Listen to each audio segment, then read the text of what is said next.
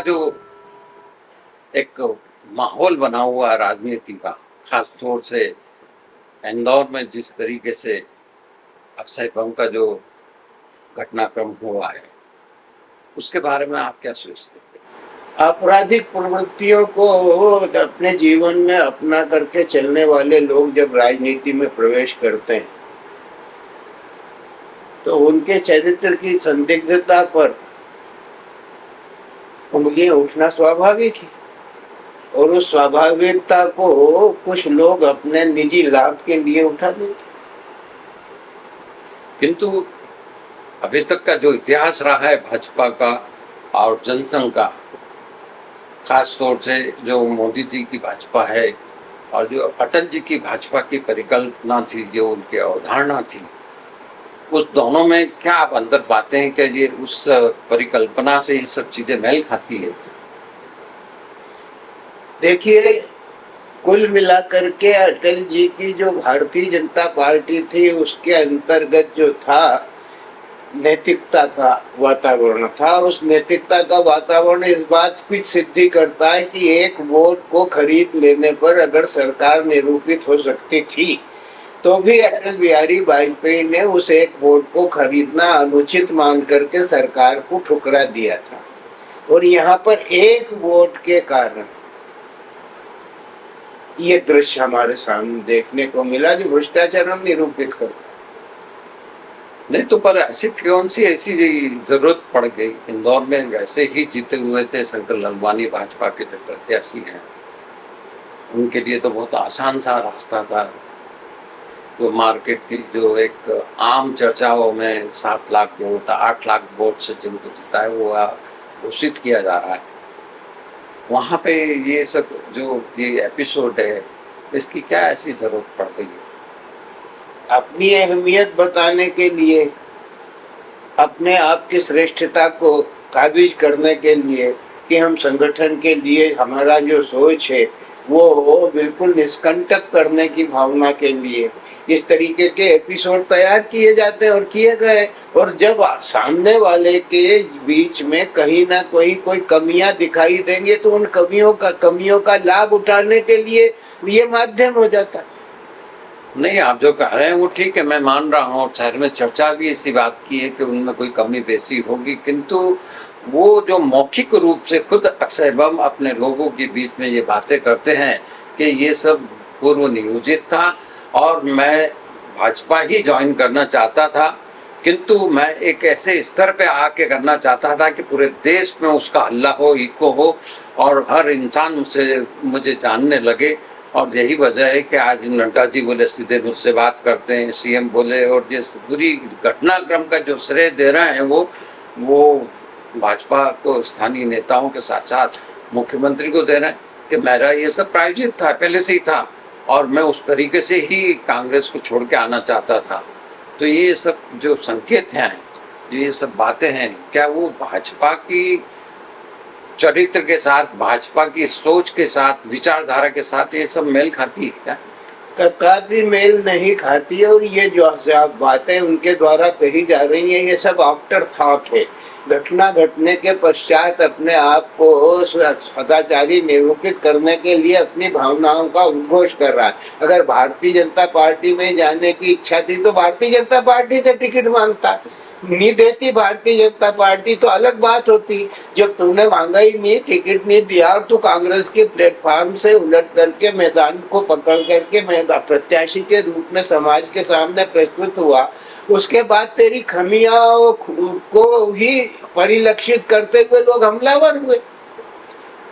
नहीं तो ये सब चीजों, घटनाक्रम का जिस तरीके से एक मैसेज गया, पूरे संदेश जो गया है, और उसमें जो मतदाता है वो अपने आप को ठगा सा महसूस कर रहा है। और यही कारण है कि अब जो एक दिलचस्पी होती है चुनाव में, जो एक माहौल होता है वो दिखाई नहीं दे रहा। निस्संदेह इसका असर तो होगा, तो इस असर को रोक पाने की ताकत किसी के पास नहीं है। लेकिन कुछ लोग राजनीति में अपनी अहमियत को कायम करने के लिए इस तरीके की क्रियाएं, इस तरीके के एपिसोड क्रिएट करते हैं। जिस तरीके से लोगों का निष्क्रियता है, लोगों की दिलचस्पी नहीं है, तो ये नाटक कभी एक हद से ज्यादा थोक बंद होता है तो उसका क्या असर पड़ेगा?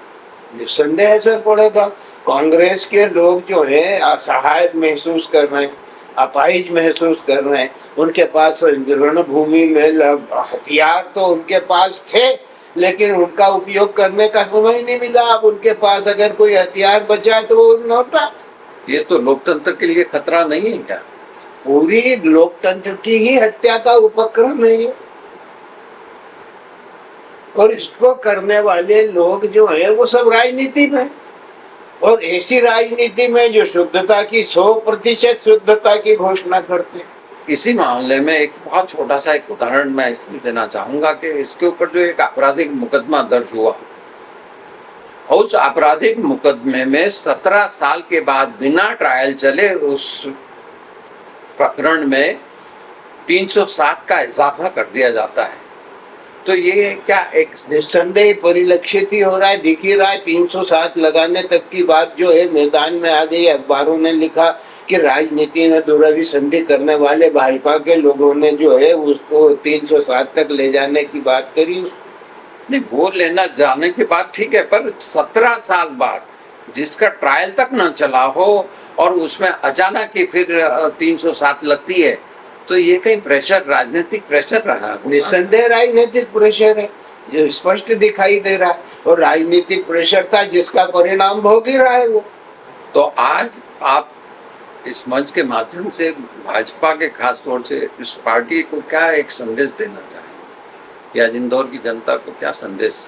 भारतीय जनता पार्टी के जनक जो थे उन्होंने कभी इस तरीके की विचारधारा को प्रश्रय नहीं दिया। भले ही विपक्ष ने, कांग्रेस ने, अन्य दलों ने मुस्लिम विरोधी होने का तमगा भारतीय जनता पार्टी पर लटकाया हो, लेकिन भारतीय जनता पार्टी के मुस्लिम मोर्चे में काम करने वाले कार्यकर्ता इस बात का प्रमाण है कि उन्होंने कभी अपने आप में हमारे साथ रह करके भेदभाव महसूस नहीं किया। रहा प्रश्न राजनीति में जनसंघ से लगा करके जनता पार्टी और जनता पार्टी से लगा करके भारतीय जनता पार्टी तक की यात्रा का, तो जनसंघ का जो स्वरूप था वो जनता दल में जाकर के विलय हुआ। और विलय होने के बाद गंगा स्नान के बाद जो पवित्रता आती है, उस पवित्रता को लेकर के भारतीय जनता पार्टी में आकर के उदित हुए। और भारतीय जनता पार्टी की जो विचारधारा थी और जो उसको सेटअप करने की जो प्रक्रिया थी, वो प्रक्रिया अटल बिहारी वाजपेयी के पास भी थे। अटल बिहारी वाजपेयी अजात शत्रु की तरह थे। उन्हें विरोधियों का भी प्रेम प्राप्त था, क्योंकि वो अपने जीवन में राजनीति कम और सच्चाई को ज्यादा जीने की हैसियत रखते थे। तो सत्य को निरूपित करने वाले व्यक्तित्वों के साथ जुड़ने वाली जनता का जो भाव था वो उनके साथ लिपटा हुआ था। आज जो है खुली चुनौतियां देने के लिए सत्ता के पक्ष में खड़े हुए उसके कर्णधारी उस बात को की शुरुआत करते हैं, तो क्यों नहीं ये दृश्य दिखाई देगी? नहीं, तो इस दृश्य के पीछे जो सबसे बड़ी वजह है वो यह है कि जितने भी निष्ठावान थे, जितने भी इसके फाउंडर मेंबर रहे हैं भाजपा के, वो सब आज दरकिनार कर दिए गए हैं।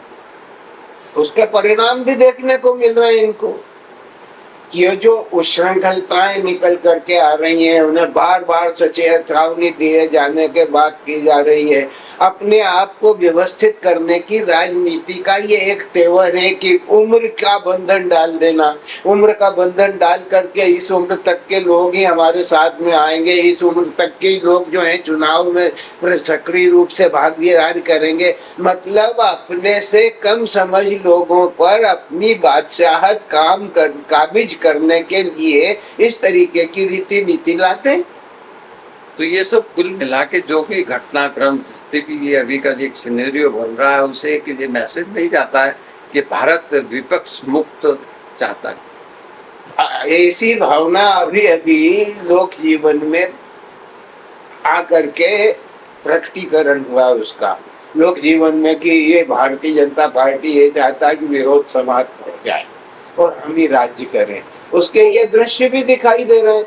बहुत सारे लोग जो हैं अपनी सारी की सारी मानसिकता, सारी की सारी विचारधाराओं को छोड़ करके भारतीय जनता पार्टी में प्रविष्ट होते चले जा रहे हैं। जिधर से देखो उधर से आज विपक्ष नाम की कोई वस्तु दिखाई नहीं देती। इंदौर में जो जो दिखाई दी थी थोड़ी सी, तो उसका विलीनीकरण इस ये तो तरीके से किया। जो भी होगा उससे तो लोकतंत्र का तो खतरा ही हो गया ना। लोकतंत्र की खतरा नहीं जड़ों हो में गया, हत्या हो गई। हत्या हो रही है। हत्या ही हो गई। खतरा तो ये है कि उससे निपटा जा सकता है, लेकिन जब परिणाम ही सामने आ गया तो बचा क्या है? बचा क्या है? उम्मीदवार बिना लड़ाई जीत गए। है ये कोई शुभ है क्या? जनता इसके लिए तैयार थी क्या? और जनता, आम जनता से, आम आदमी से जाके पूछो तो उसे तो समझ ही नहीं आ रहा है कि क्या तमाशा हो गया है? जो राष्ट्र धर्म का निर्वाह करने वाला संगठन है, अगर वहां पर इस तरीके की गतिविधियां अमल में लाई जाने लग जाए तो लोगों का विश्वास उसके प्रति कम होगा, बढ़ेगा थोड़ी।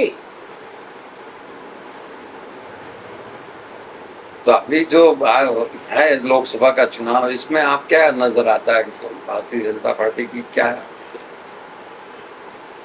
स्थिति में रहेगी, किस स्थितियों में रहेगी, कितनी सीटें भारतीय जनता पार्टी के कार्यकर्ताओं के द्वारा किया हुआ जो सद्धर्म है, कर्म है, उस कर्म ने जनजीवन में अपनी जड़ें जमाई है। और वो जड़ें जमाने वाले कार्यकर्ता अभी तक उन जड़ों को सिंचित करने में लगे हुए हैं। उन जड़ों को सिंचित करने का फल जो है वो नेता उठा रहे हैं, जो आज मैदान में खड़े हुए हैं।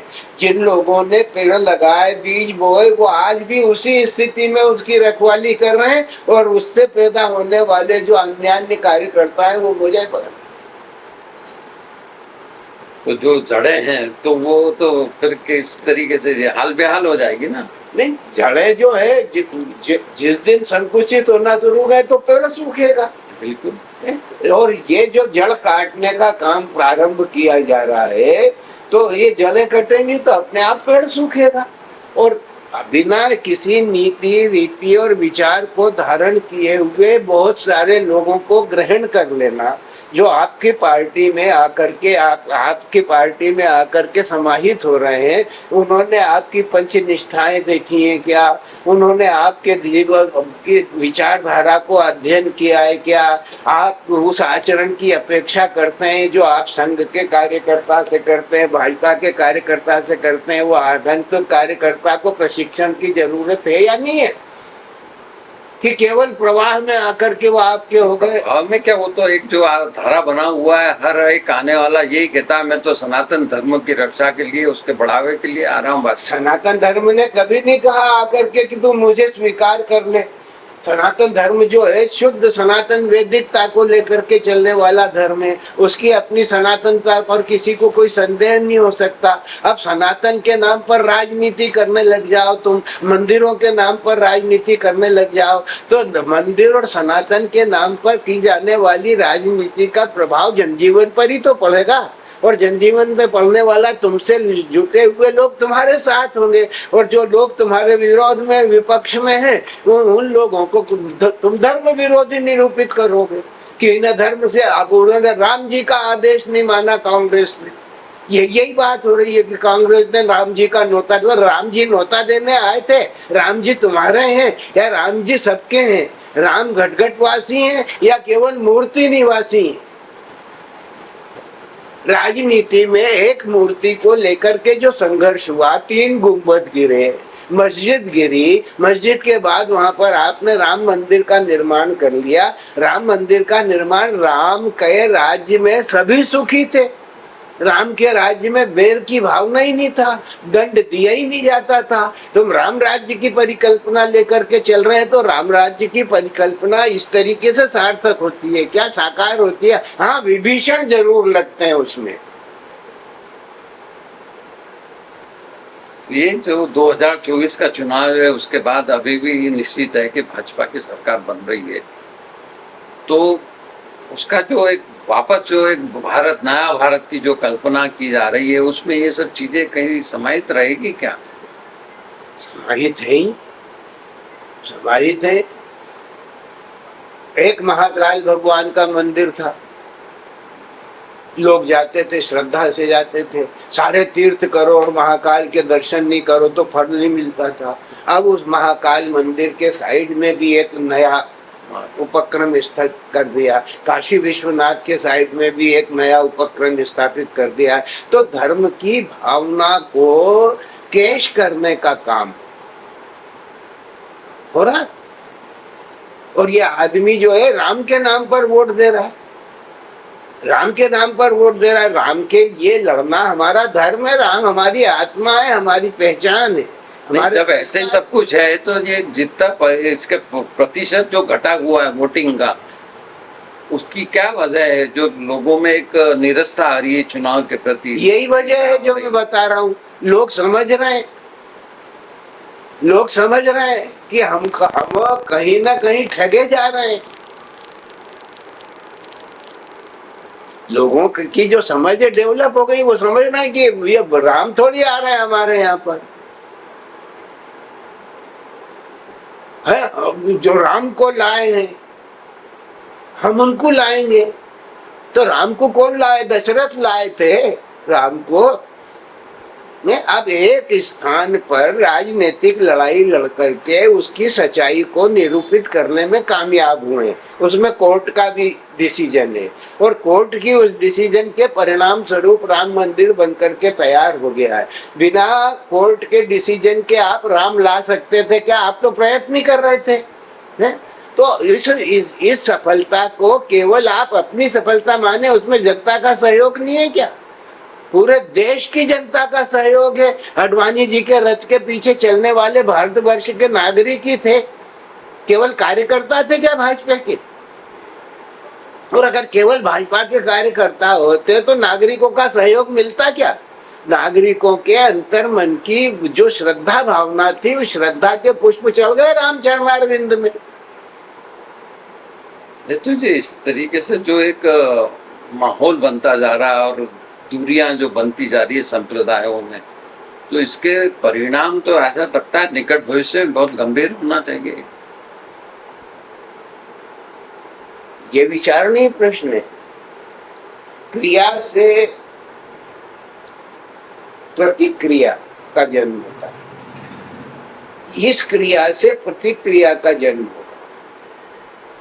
केवल एक ही धर्म हिंदुस्तान में नहीं है, 6 धर्म लेकर के हिंदुस्तान चलता है और 6 ही धर्म। और उसके बाद हिंदू धर्म ये कहता है, सनातन धर्म ये कहता है कि सर्वधर्म समानत्व स्वदेशी स्पर्श भावना है। सर्वे भवन्तु सुखिनः, सर्वे सन्तु निरामया, सर्वे भद्राणि पश्यन्तु मां कश्चित् दुख भाग भवेत् की परिभाषा को गढ़ने वाला देश है ये। और इस देश में कभी किसी के प्रति अपमानजनक स्थिति किसी धर्म के प्रति नहीं रह सकती। लेकिन 6 धर्मों को सहन करने की ताकत जिस देश के पास में है, उस देश में केवल एक ही धर्म की उन्नति के सोपान आप खोलोगे तो बाकी 5 लोगों के मन में जो वितृष्णा का भाव जागृत होगा वो यही होगा कि हमारे तो अवहेलना हो रही है। तो ये तो हिंदुस्तान के अस्तित्व के कह दें, हिंदुस्तान की राजनीति के लिए कह दें, तो ये तो एक गलत संदेश ही है। और ऐसा लगता है कि आने वाला कल इससे भी और ज्यादा विस्फोटक स्थिति में हो सकता है। विस्फोटक स्थिति तो मंदिर के समय से ही निर्मित हो गई थी, फिर उस पे कंट्रोल हुआ। कंट्रोल कब हुआ? जब फैसला आ गया कानून का, तब शांति पाठ हुआ। लेकिन जो शांति पाठ है ये दिखने वाली शांति क्या है? ऊपरी तौर पे ये ऊपरी शांति है। अंतर मन में जो विद्वेष की भावना घर कर जाती है वो किसी न किसी दिन प्रस्फुटित होती है। अब भारतीय जनता पार्टी को लेकर के जो सहयोगात्मक भावनाओं में जो उफान है कि एक में और राष्ट्र में जो है कल्याण के मार्ग पर चलने वाला अगर कोई संगठन है तो एक में भाजपा है। कांग्रेस पतली हो गई। नहीं तो भाजपा की भी पहचान तो क्या हो गई? भाजपा की पहचान तो मोदी जी बन गए ना। नहीं, मोदी जी एक आज के वर्तमान में नेतृत्वकर्ता की हैसियत से है। भारतीय जनता पार्टी की पहचान हिंदुत्व की पहचान है। भारतीय जनता पार्टी की पहचान जो है वो राष्ट्रीयता की पहचान है। भारतीय जनता पार्टी की पहचान संस्कृति, संस्कार और समन्वय की पहचान है। और इस पहचान को लेकर के खड़े हुए हैं आज हमारे नेतृत्वकर्ता माननीय मोदी जी हैं। तो उन्हें सब सारी जवाबदारियों का निर्वहन करना पड़ेगा। उसमें उनकी अपनी विचारधारा भी है। वो देश में क्या करना चाहते हैं और क्या कर रहे हैं, ये भी उसमें समाहित है। ये सब भारतीय जनता पार्टी का सोच जो था उसका आचरण तो हो ही रहा है, लेकिन उसमें हमारे प्रधानमंत्री की सोच का भी तो आचरित होना जरूरी है। जरूर दे, जितनी भी बातें हुई हैं आज गुरुदेव से, ये मेरी जिंदगी का वो एक हिस्सा है जिसे मैं कभी भूलना नहीं चाहूँगा। खास तौर से पहली मर्तबा मैंने अपने गुरुदेव से राजनीति पर खुल के चर्चाएं की है। हो सकता है इसमें से कुछ बातें आपको नागवार गुजरे, पर कोशिश यही रही कि जो भी अभी हकीकत है, ज़मीनी हकीकत है, वो जनता के सामने आए, और यही मेरा प्रयास रहा है।